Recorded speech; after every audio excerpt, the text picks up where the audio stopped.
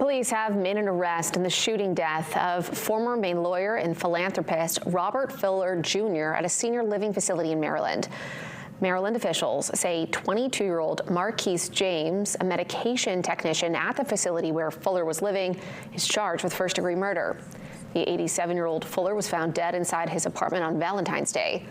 During the investigation, detectives found one of the doors at the facility had been tampered with. Last week, police released surveillance video showing a person on the property around the time of the killing using that same door. They say Monday another staff member found James at the facility hours after his shift ended using the same door.